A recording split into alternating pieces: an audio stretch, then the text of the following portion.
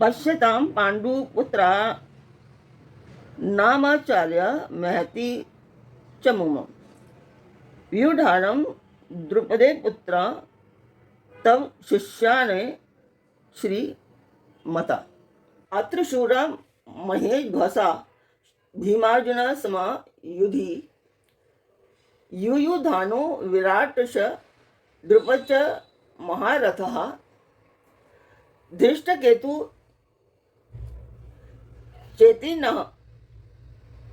चेतिताना कशिराज च वीर्यवान् पुरुजित कुंती भोजश्च शैवश्च नर पुनवः युधा मनुष्य विक्रांत उत्मौजाश्च वीर्यवान् सौद्रौ द्रौपदेयश्च सर्व एव महारथः। नमस्कार व्यूअर्स, और आप सब लोग कैसे हैं? आशा करती हूँ आप सब लोग अच्छे होंगे, स्वस्थ होंगे और मेरा रामचरितमानस का पाठ अवश्य देखते होंगे। तो सबसे पहले हम जान लेते हैं कि कल तक हमने कहाँ तक पढ़ा था, उसकी पिछले पाठ की 4 पंक्तियाँ। यदि मुझ पर शिवजी और पार्वती जी की स्वप्न में भी सचमुच प्रसन्नता हो तो मैंने इस भाषा कविता का जो प्रभाव कहा है वह सब सच हो। मैं अति पवित्र श्री अयोध्यापुरी और कलयुग के पापों का नाश करने वाली श्री सरयू नदी की वंदना करती हूँ और फिर अवधपुरी के उन नर नारियों को प्रणाम करती हूँ जिन पर प्रभु श्री राम जी की ममता थोड़ी नहीं है, अर्थात बहुत सारी है। तो कल तक हमने यहाँ तक जाना था और अभी फिर मैं बता देती हूँ कि उद्देश्य इस पाठ को करने का वही है, मंदिर के लिए मैं कर रही हूँ, एक शुभ कार्य है। और तो आप इस शुभ कार्य में मेरा सहयोग कीजिए, सब्सक्राइब कीजिए, लाइक कीजिए और शेयर अवश्य कीजिए। अपने परिवार और मित्रगणों को भी शेयर करके अवश्य कहिए कि वो लोग भी सब्सक्राइब और शेयर अवश्य करें और पाठ देखते हुए लाइक करना ना भूलें। तो मंदिर की वीडियो में डालती हूँ, आप लोग देखिए। भगवत गीता का जो मैंने श्लोक पढ़े थे उसका मैं हिंदी रूपांतरण करती हूँ। हे आचार्य, आपके बुद्धिमान शिष्य द्रुपद पुत्र धृष्टद्युम्न द्वारा विहुकार खड़ी की हुई पांडु पुत्रों की इस बड़ी भारी सेना को देखिए। इस सेना में बड़े बड़े धनुषों वाले तथा युद्ध में भीम और अर्जुन के समान शूरवीर सात्यकी और विराट तथा महारथी राजा द्रुपद, धृष्टकेतु और चकेतान तथा बलवान काशीराज, पुरुजित, कुंतीभोज और मनुष्यों में श्रेष्ठ शैव्य पराक्रमी युधामन्यु तथा बलवान उत्तमौजा, सुभद्रा पुत्र अभिमन्यु एवं द्रौपदी के 5 पुत्र, ये सभी महारथी हैं। तो वो मंदिर की वीडियो आपने देखी। आपको मेरा पाठ कैसा लगता है अवश्य बताएं, कुछ कमियां हैं वो भी बताएं। और अब तो आपको पाठ अच्छे से समझ में आ रहा होगा कि सिर्फ हिंदी रूपांतरण है, दोहा नहीं है उसमें, ये सभी को समझ में आ जाता है। तो चाहूँगी मैं इसका आप मुझे प्यार अवश्य दें, मेरे पाठ को प्यार अवश्य दें, सब्सक्राइब कर लाइक एंड शेयर अवश्य करें। तो चलते हैं अब हम आज के पाठ पर। तो स्वागत करती हूँ मैं आप सभी का अपने इस कार्यक्रम रामचरितमानस के बालकांड पाठ में। तो कल से आगे उन्होंने अवधपुरी में अपनी पुरी में रहने वाले सीता जी की निंदा करने वाले धोबी और उसके समर्थक पूर्व नर नारियों के पाप समूह को नाश कर उनको शोकरहित बनाकर अपने लोक धाम में बसा दिया। मैं कौशल्या रूपी पूर्व दिशा की वंदना करता हूँ जिसकी कीर्ति समस्त संसार में फैल रही है। जहाँ कौशल्या रूपी पूर्व दिशा से विश्व को सुख देने वाले और दुष्ट रूपी कमलों के लिए पाले के समान श्री रामचंद्र जी रूपी सुंदर चंद्रमा प्रकट हुए, सब रानियों सहित राजा दशरथ जी को पुण्य और सुंदर कल्याण की मूर्ति मानकर मैं मन, वचन और कर्म से प्रणाम करती हूँ। अपने पुत्र का सेवक जानकर मुझ पर कृपा करें, जिनको रचकर ब्रह्मा जी ने भी बढ़ाई पाई तथा जो श्री राम जी की माता और पिता होने के कारण महिमा की सीमा है। मैं अवध के राजा श्री दशरथ जी की वंदना करती हूँ जिनका श्री राम जी के चरणों में सच्चा प्रेम था और जिन्होंने दीन दयालु प्रभु के बिछुड़ते ही अपने प्यारे शरीर को मामूली तिनके की तरह त्याग दिया था। मैं परिवार सहित राजा जनक जी को प्रणाम करती हूँ जिनका श्री राम जी के चरणों में गूढ़ प्रेम था, जिनको उन्होंने योग और भोग में छिपा रखा था, परंतु श्री राम जी को देखते ही वह प्रकट हो गया। भाइयों में सबसे पहले मैं भरत जी के चरणों को प्रणाम करती हूँ जिनका नियम और व्रत वर्णन नहीं किया जा सकता तथा जिनका मन श्री राम जी के चरण कमलों में भौरे की तरह लुभाया हुआ है, कभी उनका पास नहीं छोड़ता। मैं लक्ष्मण जी के चरण कमलों को प्रणाम करती हूँ, जो शीतल, सुंदर और भक्तों को सुख देने वाले हैं। श्री रघुनाथ जी की कीर्ति रूपी विमल पताका में जिनका लक्ष्मण जी का यश माता पताका को ऊंचा करके फहराने वाले दंड के समान हुआ। जो 1000 सिर वाले और जगत के कारण 1000 सिरों पर जगत को धारण कर रखने वाले शेष जी हैं, जिन्होंने पृथ्वी का भय दूर करने के लिए अवतार दिया। वे गुणों की खानी कृपा सिंधु सुमित्रा नंदन श्री लक्ष्मण जी मुझ पर सदा प्रसन्न रहें। मैं श्री शत्रुघ्न जी के चरण कमलों को प्रणाम करती हूँ, जो बड़े वीर सुशील और श्री भरत जी के पीछे चलने वाले हैं। मैं महावीर श्री हनुमान जी की वंदना करती हूँ, जिनके यश का श्री रामचंद्र जी के स्वयं अपने श्रीमुख से वर्णन किया है। मैं पवन कुमार श्री हनुमान जी को प्रणाम करती हूँ, जो दुष्ट वन को भस्म करने के लिए अग्नि रूप हैं, जो ज्ञान की धन मूर्ति हैं और जिनके हृदय रूपी भवन में धनुष बाण धारण किए श्री राम जी निवास करते हैं। वानरों के राजा सुग्रीव जी, ऋषियों के राजा जामवान जी, राक्षसों के राजा विभीषण जी और अंगद जी आदि जितना वानरों का समाज है, सबके सुंदर चरणों की मैं वंदना करती हूँ, जिन्होंने अधम, पशु और राक्षस आदि शरीर में भी श्री रामचंद्र जी को प्राप्त कर लिया। पशु पक्षी देवता मनुष्य असुर समेत जितने श्री राम जी के चरणों के उपासक हैं, मैं उन सबके चरणों की वंदना करती हूँ, जो श्री राम जी के निष्काम सेवक हैं। शुक्रदेव जी, सनकादि, नारद मुनि आदि जिनके भक्त और परम ज्ञानी श्रेष्ठ मुनि हैं, मैं धरती पर सिर टेक कर उन सभी को प्रणाम करती हूँ। हे मुनीश्वरों, आप सब मुझको अपना दास जानकर कृपा कीजिए। राजा जनक की पुत्री, जगत की माता और करुणा निधान श्री रामचंद्र जी की प्रियतमा श्री जानकी जी के दोनों चरण कमलों को मैं मनाती हूँ, जिनकी कृपा से निर्मल बुद्धि मैं पाऊँ।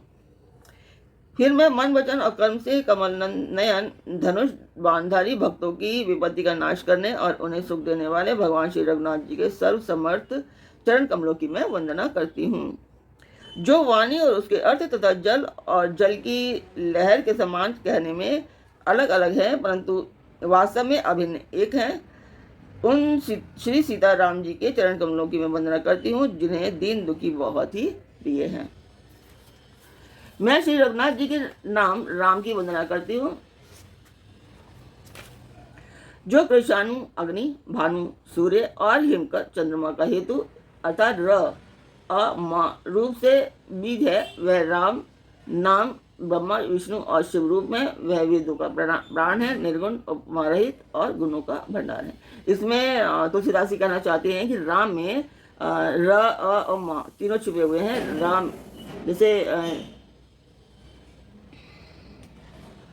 कृषाणु मतलब अग्नि, भानु मतलब सूर्य और हिमकर चंद्रमा। भा में आ जाता है, अग्नि में कृषाणु में र आ जाता है, भानु में आ जाता है और हिमकर में म आ जाता है। तो इस तरीके से राम बनता है। राम बीज है। वह राम नाम ब्रह्मा, विष्णु, महेश है, महेश के रूप में, यानी कि कृषाणु, भानु और हिमकर ये तीनों ब्रह्मा, विष्णु, महेश शिव के रूप में। तो वही तुलसीदास जी कहना चाहते हैं। जो महामंत्र है जिसे महेश्वर श्री शिव जी जपते हैं और उनके द्वारा जिसका उपदेश काशी में मुक्ति का कारण है तथा जिसकी महिमा को गणेश जी जानते हैं, जो इस राम नाम के प्रभाव से ही सबसे पहले पूजे जाते हैं। आदि कवि श्री वाल्मीकि जी राम नाम के प्रताप को जानते हैं, जो उल्टा नाम मरा जब कर भी पवित्र हो गए। श्री शिव जी के इस वचन को सुनकर कि एक राम नाम सहस्त्र नाम के समान है, पार्वती जी सदा अपने पति श्री शिव जी के साथ राम नाम का जप करती रहती हैं। नाम के प्रति पार्वती जी के हृदय की ऐसी प्रीति देखकर श्री शिव जी हर्षित हो गए और उन्होंने स्त्रियों में भूषण रूप पतिव्रताओं में शिरोमणि पार्वती जी को अपना भूषण बना लिया, अर्थात उन्हें अपने अंग में धारण करके अर्धांगिनी बना लिया। नाम के प्रभाव को श्री शिव जी भलीभांति जानते हैं, जिस प्रभाव के कारण कालकूट जहर ने उनको अमृत का फल दिया। श्री रघुनाथ जी की भक्ति वर्षा ऋतु है। तुलसीदास जी कहते हैं कि उत्तम सेवक गणधान है और राम नाम के दो सुंदर अक्षर सावन भादो के महीने हैं। दोनों अक्षर मधुर और मनोहर हैं, जो वर्णमाला रूपी शरीर के नेत्र हैं, भक्तों के जीवन हैं तथा स्मरण करने में सबके लिए सुलभ और सुख देने वाले हैं, और जो इस लोक में लाभ और परलोक में निर्वाह करते हैं, अर्थात भगवान के दिव्य धाम में दिव्य देह से सदा भगवत सेवा में नियुक्त रहते हैं। ये कहने, सुनने और स्मरण करने में बहुत ही अच्छे, सुंदर और मधुर हैं। तुलसीदास जी को तो श्री राम लक्ष्मण के समान प्यारे हैं।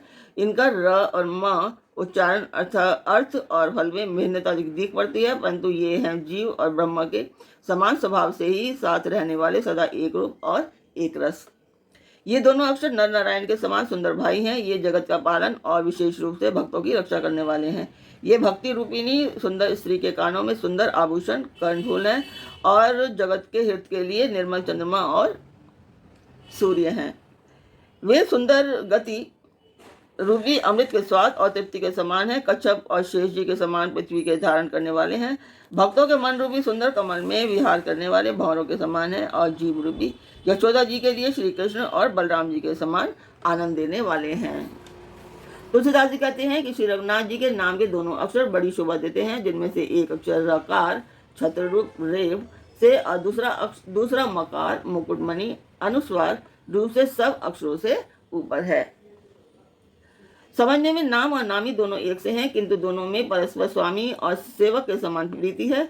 अर्थात नाम और नामी में पूर्ण एकता होने पर भी जैसे स्वामी के पीछे सेवक चलता है, उसी प्रकार नाम के पीछे नामी चलते हैं। प्रभु श्री राम जी अपने नाम का ही अनुगमन करते हैं, नाम लेते ही वहां आ जाते हैं। नाम और रूप दोनों ईश्वर की उपाधि हैं। वे भगवान के नाम और रूप दोनों अनिर्वचनीय हैं, अनादि हैं और सुंदर शुद्ध भक्ति युक्त बुद्धि से ही इनका दिव्य अविनाशी स्वरूप जानने में आता है। इन नाम और रूप में बड़ा कौन है, कौन छोटा, यह कहना तो अपराध है। इनके गुणों का तारतम्य कभी वेशी सुनकर साधु पुरुष स्वयं ही समझ लेंगे। रूप नाम के अधीन देखे जाते हैं, नाम के बिना ज्ञान नहीं हो सकता। कोई सा विशेष रूप बिना उसका नाम आ जाने पर हथेली पर रखा हुआ भी पहचाना नहीं जा सकता, और रूप के बिना देखे भी नाम का स्मरण किया जाए तो विशेष प्रेम के साथ वह रूप हृदय में आ जाता है। नाम और रूप की गति की कहानी, विशेषता की कहानी अकथनीय है। वह समझने में सुखदायक है, परंतु उसका वर्णन नहीं किया जा सकता। निर्गुण और सगुण के बीच में नाम सुंदर साक्षी है और दोनों का यथार्थ ज्ञान कराने वाला चतुर दुभाषिया है। तो आज का पाठ मैं यहीं पर पूर्ण करती हूँ। आपने सुना सुंदर, और इसका वर्णन नहीं किया जा सकता, इसके शब्दों में नहीं कहा जा सकता इसको, इसकी सुंदरता और इसके शब्दों का वर्णन नहीं कर सकते हम। तो मैं कुछ नहीं कहूँगी इसके बारे में। बहुत ही सुंदर है और आप एक एक वर्ड को दोबारा से सुनेंगे तो बहुत अच्छा लगेगा। तो कल फिर मिलते हैं एक नए पाठ में, एक नई उमंग, एक नई तरंग के साथ। और मेरा चैनल सब्सक्राइब करना ना भूलें, शेयर करना ना भूलें और पाठ देखते हुए लाइक करना बिल्कुल ना भूलें। तो कल फिर मिलते हैं, तब तक के लिए जय सिया राम, सियापति रामचंद्र जी की जय कहते रहिए।